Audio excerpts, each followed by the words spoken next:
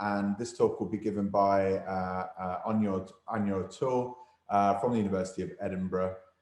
And Aine and Verity have been responsible for the development of some of the absolutely key tools now for SARS-CoV-2 analysis. And if you've done any analysis, I'm sure you will have used the software Pangolin, which they've developed. And I think Pangolin will be introduced in this talk. So thank you very much for joining us, Aine. I know you're extremely busy building new software, including another piece of software called CIVIT, which is a really important one for the UK genomics technology sector, and you're busy doing that. So thank you for doing this. Yeah, no worries. Thanks for having me. Let me just make sure you bring in Yeah. I think I need to be let to share my screen still. Okay, so we'll do it now. Okay, great.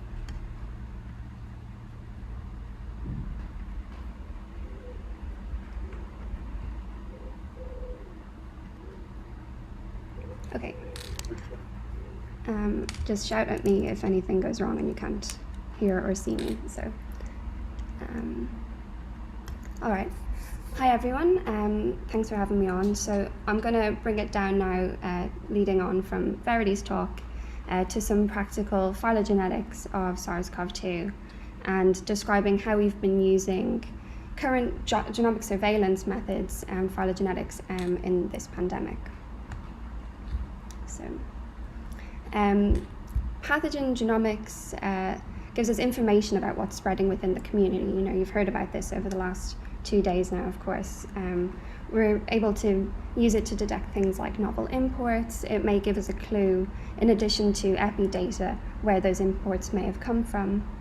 And it allows us to identify things that look unusual or may be biologically significant, and then track their spread, both on a national scale and then also around the world. And on the other end of the spectrum, we can then use it to tease apart things like transmission chains and investigate local outbreaks.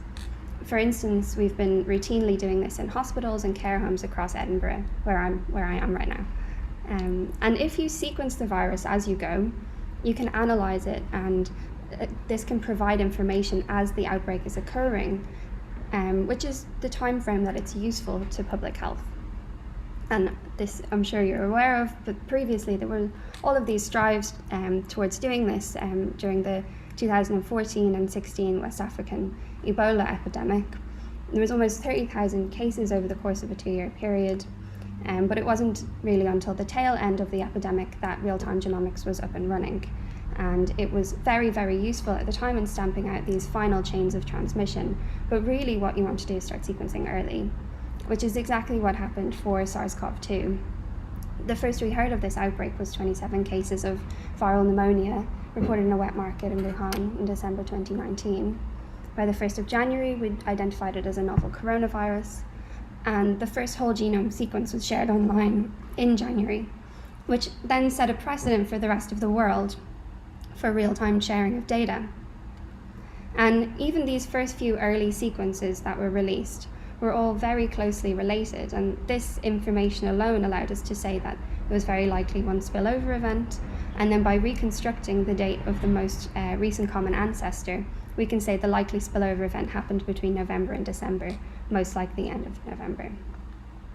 And if we fast forward to date, so I just grabbed this from GISAID this morning, there have been 2.3 million coronavirus genomes submitted online to the GISAID database.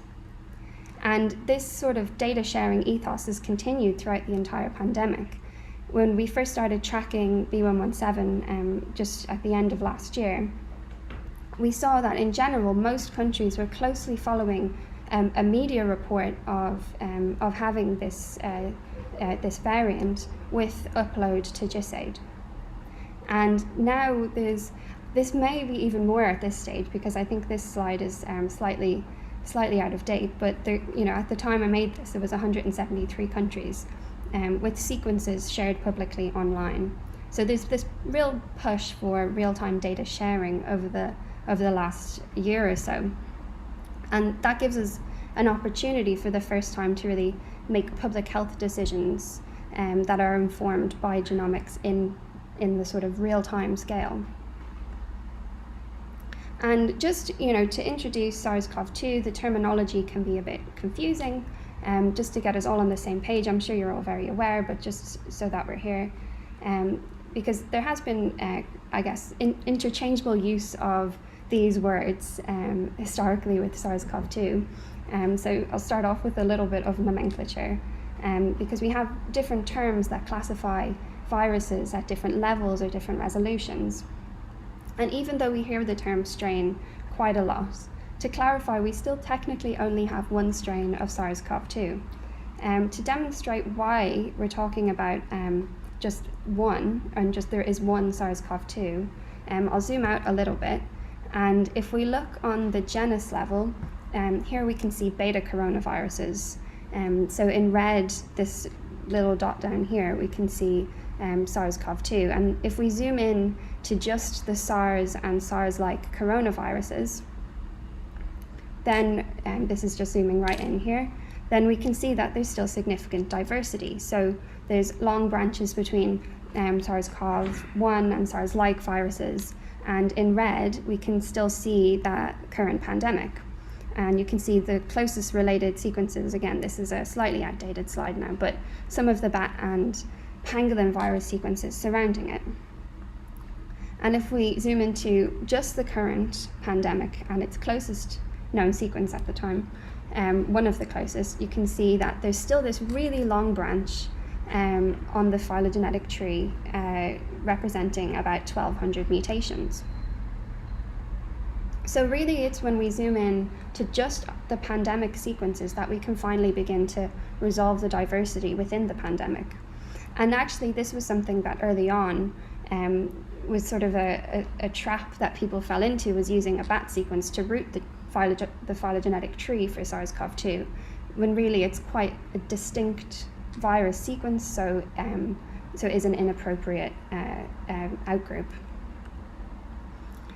So we're looking at the current pandemic here now. This is, again, it's a figure that myself and Emma Hodcroft made for a paper last year. So it's a little bit out of date now as well, because the pandemic has been moving forward so rapidly.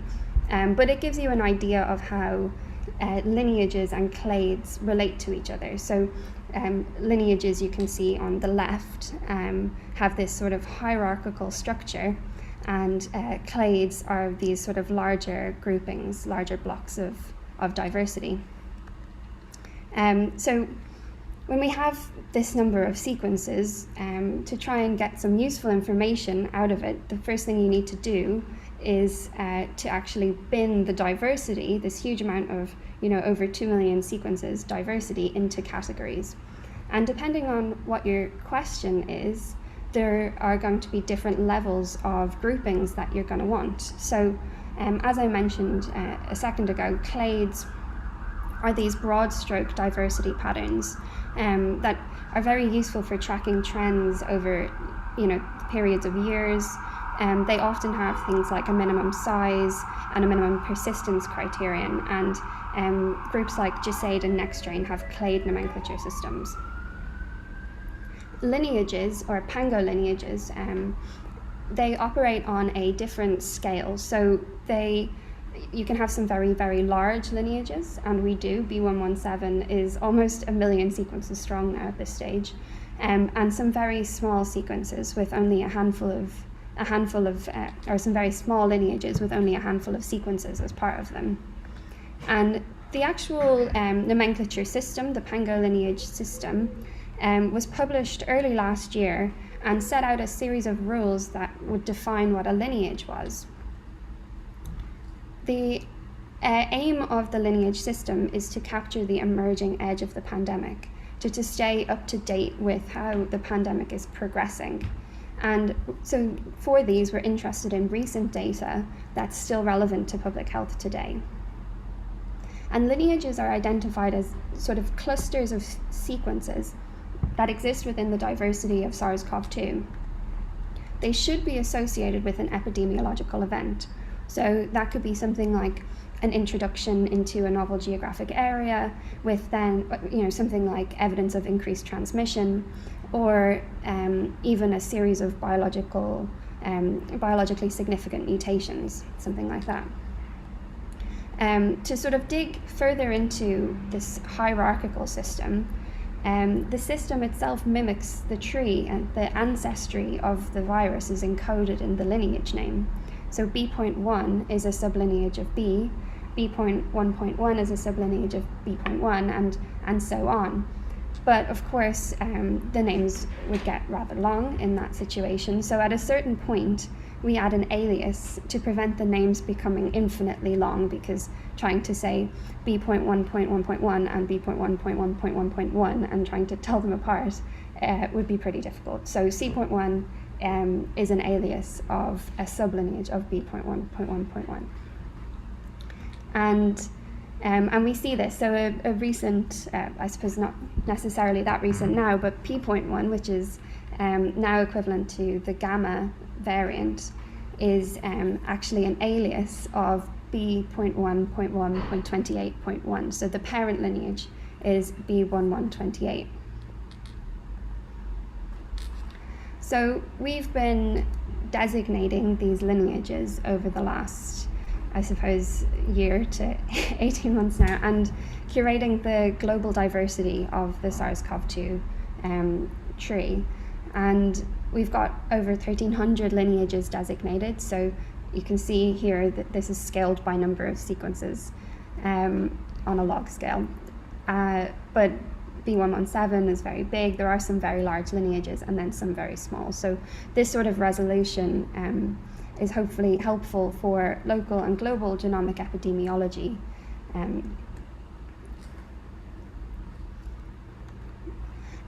So that includes the sequences that we've designated, which means we've manually gone in, built a phylogenetic tree, had a look at the sequences and said, this particular cluster fits the criterion for a new lineage. And then we designate it from there. But as a proportion of the entire database of GISAID, we only have designated some of the sequences. So we have a cutoff of 5% ambiguity, so genomes that are up on GISAID that have more than that don't get designated. But because there's also manual curation going on, and it takes time, and the sheer rate of data being produced, there is a lag between the data production and the lineage designation as well. So, and like I mentioned, not every sequence will ever get a designation, because some of the very ambiguous sequences just won't. So we need a way of predicting the most likely lineage a sequence would be, to try and keep up with the designations, and then to try and provide the information as soon as people need it. So we developed Pangolin, which is a tool that we started work on in April 2020, so a good bit over a year ago now. And since then, it has been used across the world to assign lineages to the SARS-CoV-2 genomes. And one of the huge things that has made Pangolin so accessible to everybody around the world is the web application, which was developed by the Center for Genomic Pathogen Surveillance.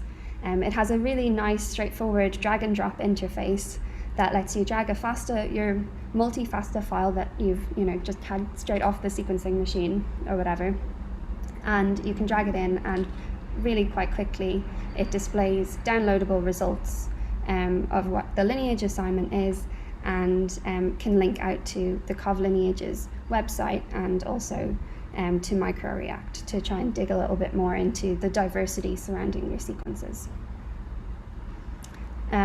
So the milestone that we reached in March 2021 was over 1 million sequences assigned a lineage with the Pangolin web application alone. So that was a really huge milestone, and it got there just before GISAID got to their 1 million sequence milestone as well. So the scale of data that has been produced over the last year is just incredible. As I mentioned, the lineages themselves are actually manually curated, and they are sort of that information of phylogeneticists looking and identifying lineages in a tree, that information is then what goes into trying to assign lineages. So really early on, Pangolin used a guide tree, which was just a very, very downsampled version of the big tree, and tried to predict what your sequence that you query with it would, where that would fit inside of the guide tree. And that was the approach that we used initially. And that was very similar to sort of past phylogenetic approaches for assignment of different diversity. So it might have been a lineage, but for types or subtypes, that sort of thing. So I don't think I'll go into huge detail here, but like I said, it's essentially you pinpoint where your sequence is most likely to sit, and then based on the surrounding diversity in the tree, that's the lineage your sequence is likely to have. And this method worked fine for a while, but it was slow. And as more and more data was generated, we were genuinely representing less and less of the diversity of SARS-CoV-2 within the guide tree. And as more lineages increased, we needed to have even fewer representatives per lineage. So it just wasn't going to be sustainable. And the final guide tree was never released because it wasn't fast enough. And this was where Pangolin came in. So we got an upgrade, and this new method is a machine learning based method developed by Emily Scher, which has really allowed Pangolin to be able to scale into, assigning 2 million sequences, which is a scale that the original version just never would have been compatible with. The manual curations go in, train a machine learning model, and that's when you get a lineage assignment, where that data comes from. So with Pangolin, it's faster. You can assign all of the million sequences in just a few hours. The benefit of it is that it can take all of the diversity into account, not just a downsample. And also homoplasies, which I'll go into in a minute, are hopefully less informative, but I'll describe in a few minutes how they have actually been quite a challenge. So I'm just going to... So one next development that we've recently had with Pangolin, and if you use Pangolin on the command line, you have an optional another model that's based on Usher, which is a fast parsimony placement. So it's more similar to the original phylogenetic approach of Pangolin, and it places your sequence into a guide tree, but it does it in this incredibly fast, optimized way. So actually with Pangolin now you can get both options. You can have the phylogenetic and also the machine learning assignments to try and see, to really dig into the data. And a third piece of information that Pangolin now also supplies is Scorpio. So Scorpio is a tool written by Rachel and Ben in our group in the Rambo Lab, and it explicitly checks for SNPs or constellations, which I'll talk about now.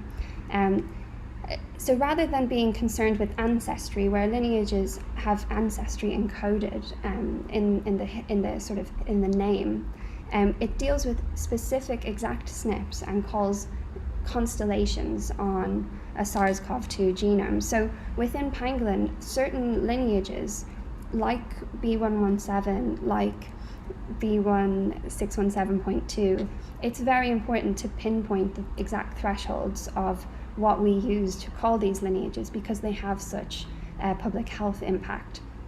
So we now curate the output of these sort of predictive models with exact SNP calls as well to try and really make the call robust. So we've looked at strains, clades, lineages, and I've mentioned variants, and I think everyone has heard the term variant quite a lot these days. And really, a variant can just mean a mutation, like a SNP or an insertion or a deletion, something like that. And digging right down, it's how we distinguish one virus from another. But it can also refer to a variant of a virus that's defined by these mutations. And more recently, in the context of SARS-CoV-2, the term variant has become synonymous with variant of concern or variant of interest. And when we talk about them, we mean combinations of mutations that may have biological significance. So, as you're likely aware, there have been a number of variants of concern, and relatively recently, the WHO announced its new naming scheme for variants. And these now get Greek letters, and these more pronounceable names have really had a very good uptake by public health bodies and also by the general public around the world. You know, I hear members of my family talking about the Delta variant. You know, it has really been taken up very well. There were other things floated around. Some suggestions were better than others, but I think the Greek letter system that we've got in place has really circumvented the, maybe too complicated for public consumption B1617.2 nomenclature, and also is still accessible and doesn't mean we're calling it based on the location that it was first identified. So I think it's a good compromise so far. And currently the 4 variants of concern we have are alpha, beta, gamma, and delta.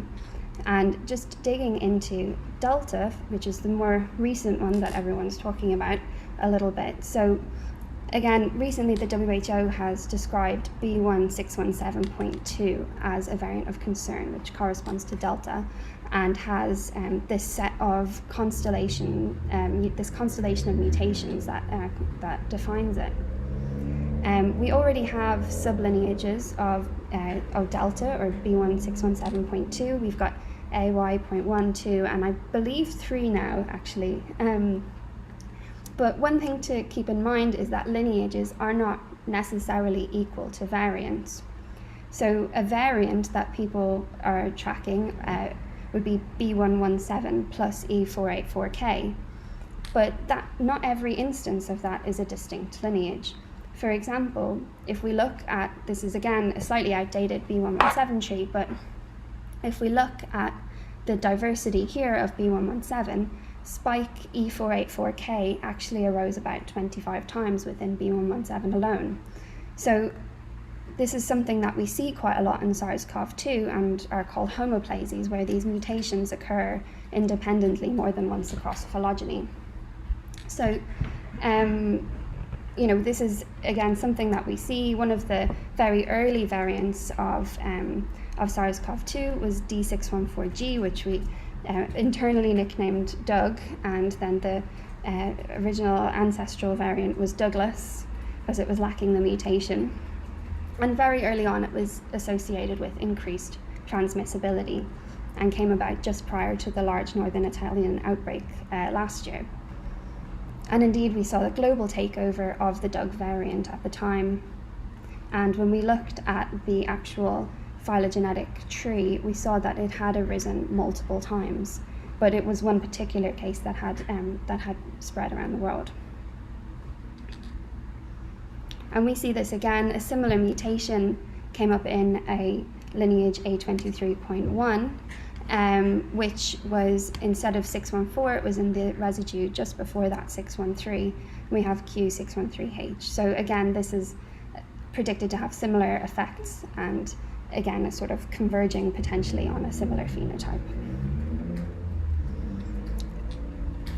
So we've been maintaining the lineage system and using Pangolin to provide a simple piece of information, but at the same time, when sequences were being generated, people wanted to be able to do phylogenetic analysis and write a report, which would usually be fairly routine.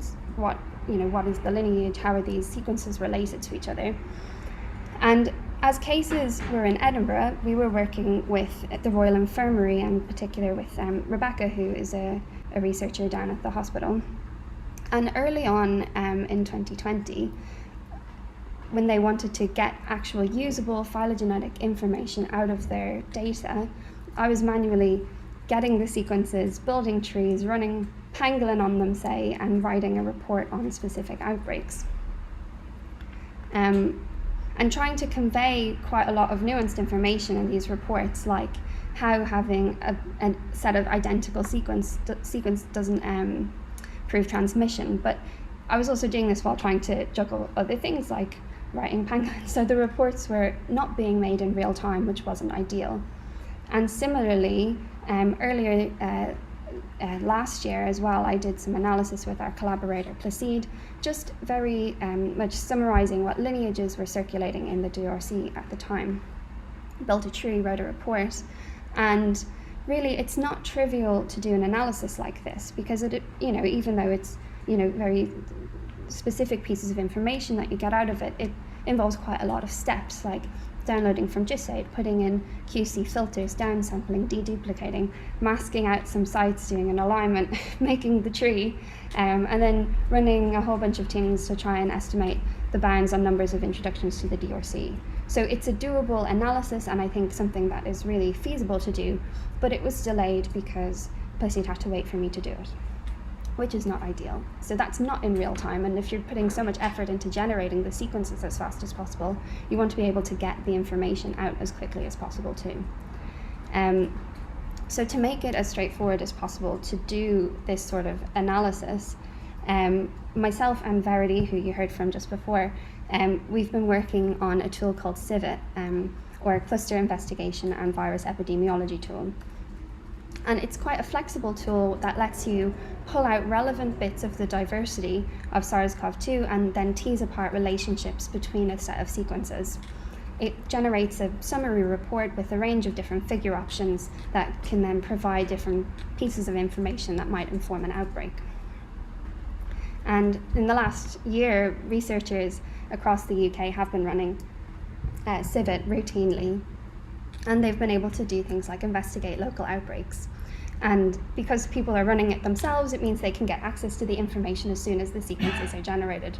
So it's a huge improvement from the delayed sort of ad hoc reports that I was making at the beginning of last year.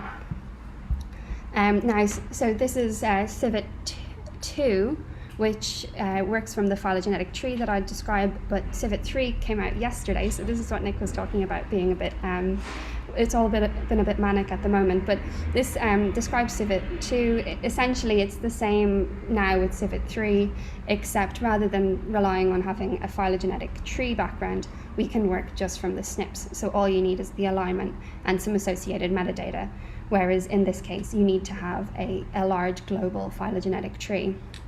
But it works, the principle is essentially the same. You have a sequence of interest, or virus sequence of interest, and we identify within the diversity of SARS-CoV-2 where your sequence lies. And then we are able to pull out the surrounding local context of the tree. Your sequence may already be in the diversity, it may be in the database, or you may have new sequences. So you could have a completely new sequence, and we can just match it against the diversity and pull out its near neighbors, what we call catchment areas. And so we can pull these out here. I think it's just taking a while to load. There we go. And really put our sequences in the sort of local context. But because these sort of catchment areas, and there's so much intense sampling going on with SARS-CoV-2, these catchments are still rather small. So we are still rather large. There's quite a lot of sequences in them. So we have these huge polytomies in the tree of identical sequences. So we can collapse the tree down to only display information relevant to the investigation. So here we see 3 sequences of interest, and CIVIT can highlight the relationships between them and then provide summary information about the rest of the nodes that have been collapsed out. And if there's certain categories that you want to really look at, say you were interested in a particular country, you can customize what sequences get collapsed out, or if you want to enrich for certain sequences, you can say enrich for sequences for, I'm going to use Placide as an example again, say the DRC, and you have more sequences from the DRC within that local context. And then when we have these collapsed, sort of small, manageable sized trees, we're able to add our own sequences in that maybe we've just generated. And these local trees get summarized. We have new reports actually that I think maybe the homework should be to go and have a look at the new reports that we've got for CIVIT 3. But they provide information about the sequences that were in the tree. They give you an image of the collapsed phylogenies with sequences of interest colored by whatever trait that you want, whether you want to color by what country they're from, or whether there was a healthcare worker or a patient. So long as that information is input, you're able to display that in the figures. There's lots of options. Verity is, I would say, obsessed with maps, so she makes a huge amount of maps, and as such, CIVIT has lots of mapping options in it. There's clustering in time, so if you've seen different examples, or, have like maybe when there was someone admitted, when the sample was taken, when it was sequenced, when it was uploaded, you can show this side by side between all of your samples really straightforwardly. And it also runs Snippet, which is a tool that highlights variants in a set of samples relative to the reference and allows us to easily distinguish one virus sample from the other. And then on a broader scale, so I mentioned having the delayed output for Placide last year, but now with CIVIT, you can define your report by certain factors in the metadata and run CIVIT with a single, very, very simple command. You can pull out all of the sequences of interest, say in this example, for all sequences from the DRC, and you can get a summary report that puts every single sequence into the context of the 2.3 million sequences that exist on GISAID. So really you can do quite a complicated analysis in one step. So we've really come a long way since the early last year. So okay, I think that's my time there, but we've got multiple tools that are hopefully making it easier and more accessible to do standard analyses for SARS-CoV-2, so that when the effort has been put into generating genomes, you can actually get useful phylogenetic type information out. And then I'm just going to say thank you to all of these people, everybody in the lab, and the tools and pipelines that I've talked about have been a huge, massive team effort. And thanks to CogUK, the ARTICnetwork, the Centre for Genomic Pathogen Surveillance, and everybody in the Pango network as well that's been contributing to lineages. So thank you. Fantastic, thank you so much. That was such a great overview of phylogenetics and really very cutting edge stuff, I think.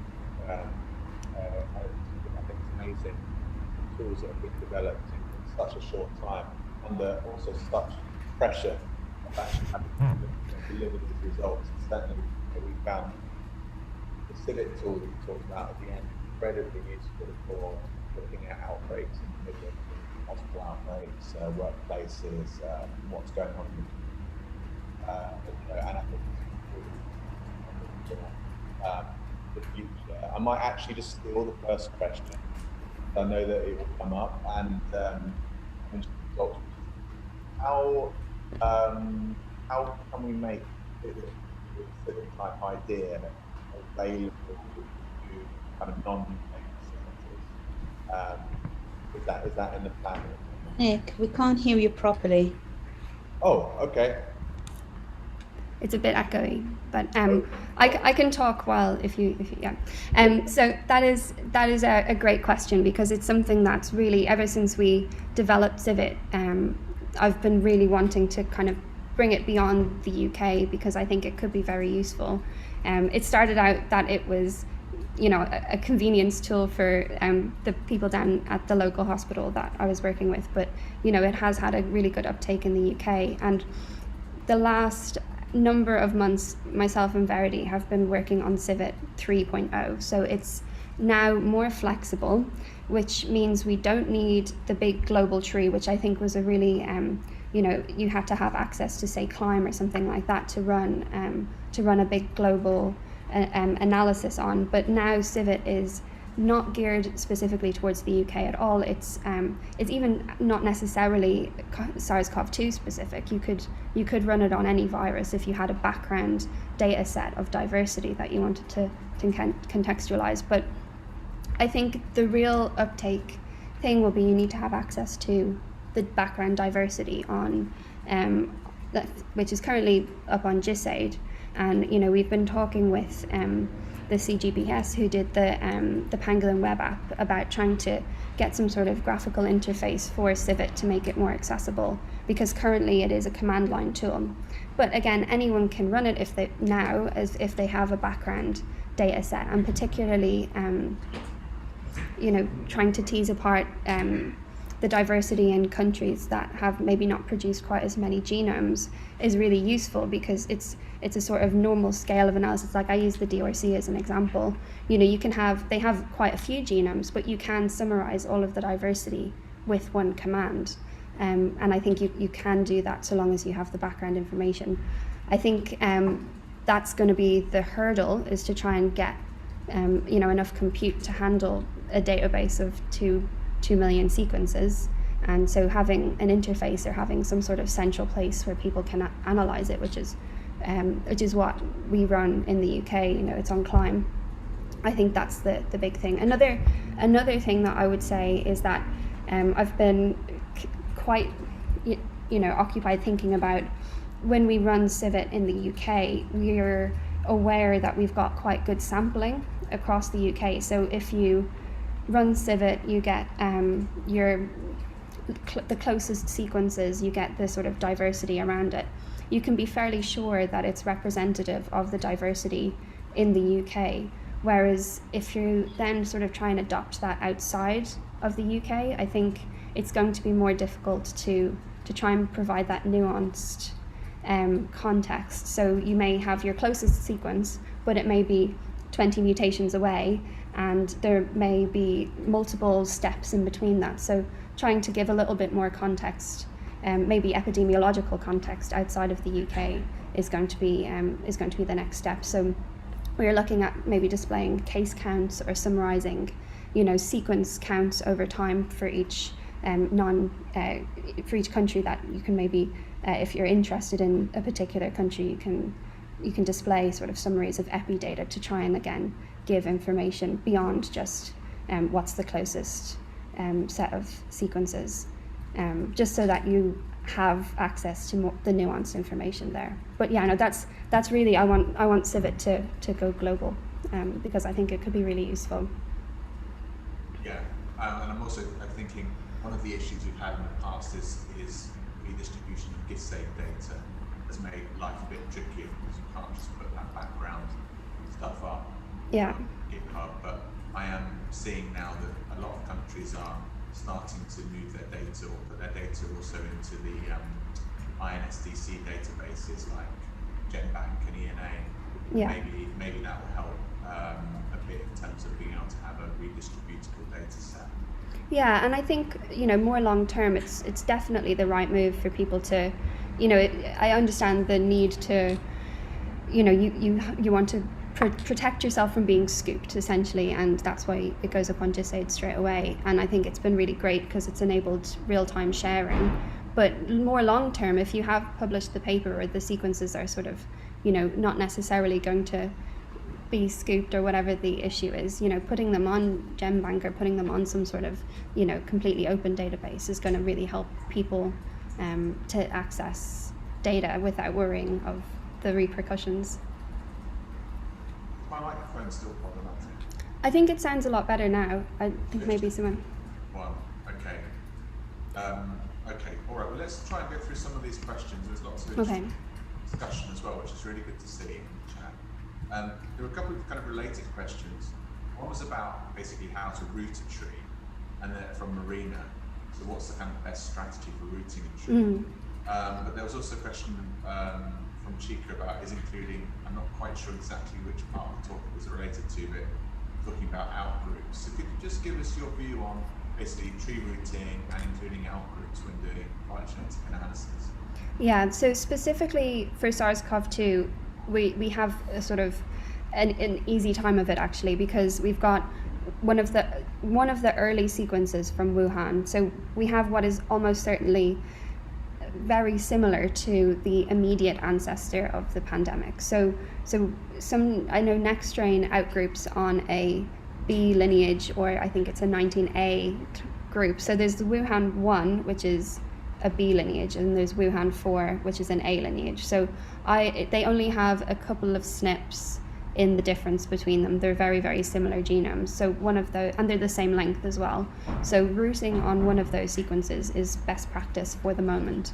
Now, this is for now. At a certain point, if this pandemic continues and we gain more and more diversity, we might need to update the root if we're more specifically interested in, say, only B.1 sequences. We could pick maybe a sequence from the Northern Italian outbreak last year as the root, for instance.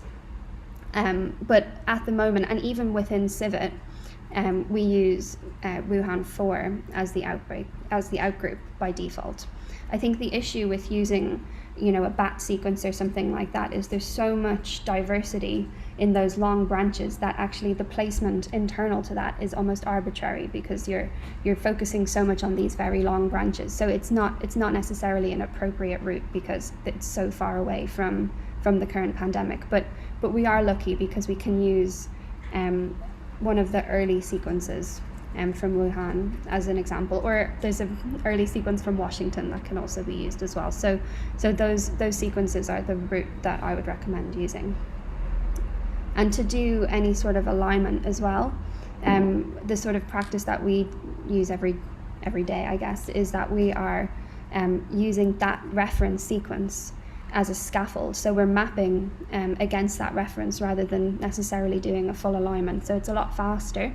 And within Pangolin, actually there's a sneaky trick that you can use in Pangolin that I don't know if it's fully, if people are aware of it, but if you run Pangolin on the command line, there's a flag that you can say alignment, and because within Pangolin we have to construct an alignment, so if you have that flag, we'll output the alignment of your sequences as well, scaffolded against the outgroup A reference, which I use all the time because it's just quite quick. But internally we're using software called Minimap, and it's the same we're using in the CogUK data pipelines and stuff like that. So it's just a handy trick in case anyone's looking for a quick alignment.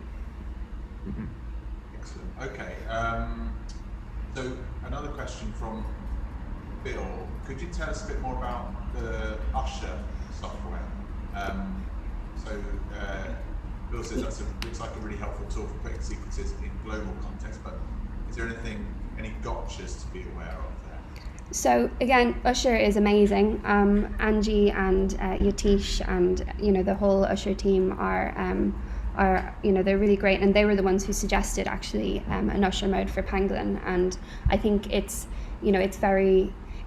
I think there's pros and cons with both approaches, and I think Usher relies on parsimony placement. So if you have missing SNPs, the Pangolin model has some downsides because it doesn't handle uncertainty well. So we think the Usher mode will handle maybe missing data a little bit better. I think it's tricky because if it's a parsimony placement, this means that it picks the sort of the least many paths option for putting it in the context, and this can end up that you have a number of equally parsimonious solutions. So you could have multiple lineages being predicted, and it just picks one, I think. So there is a level of uncertainty there, but it's the same level of uncertainty that we're going to get with any sort of predictive setup, and its output in the output when you're running Usher mode, whether there was equally parsimonious options. And I think missing data is genuinely a very, very challenging problem in Sars Club 2 in any scenario. So that's something we're still working on. The only other thing with Usher, and particularly why we still have the Pangolin model as the default, is that it's quite a bit slower. So it's still fast if you consider that you have a tree potentially of 500,000 sequences, and it places a sequence in a tree, but it does, I think it works out about 10 in 2 seconds, whereas we can do thousands in that length of time with Pangolin. So the model is a lot faster, but I think if you think you've maybe got missing data in your genome, for instance, or something like that, I would say it's probably a good idea to run both. And then Scorpio is actually curating those outputs anyway. If you're interested in variants of concern or variants of interest, any of the variants are actually getting a what would you call it, a sanity check at the end as well. So there is a sort of curation going on there. But Usher is an amazing tool, and actually I should link to there's a tool that's set up with a huge 2 million sequence tree called Phyloplase that Angie is responsible for.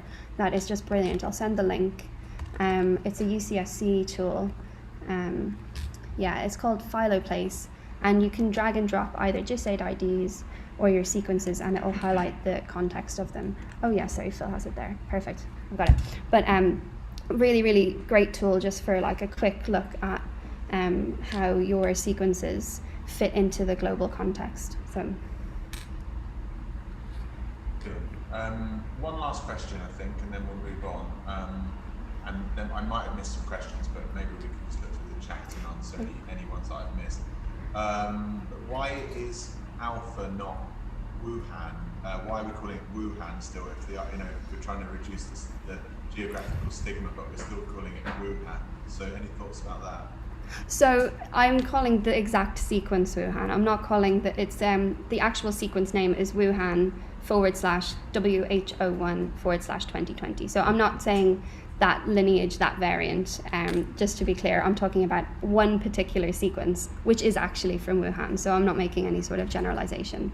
And like I said, you can have, I think there's WA01 Washington as well, which is the first Washington sequence, which is an equally good route. But I think the question was more like, why is the first variant alpha B117, and why do we not have a kind of pre-alpha? Ah, okay. Okay, that sounds more. I think that's more. It's less of a phylogenetic question, I suppose, and more of a why don't we call it? Because I suppose we just call it SARS-CoV-2, don't we? When we're talking about variants, that's the ancestral variant, and that's SARS-CoV-2. So. Yeah. I mean, it gets quite difficult, isn't it? Yeah. And also, we don't want to run out of Greek letters, so that's.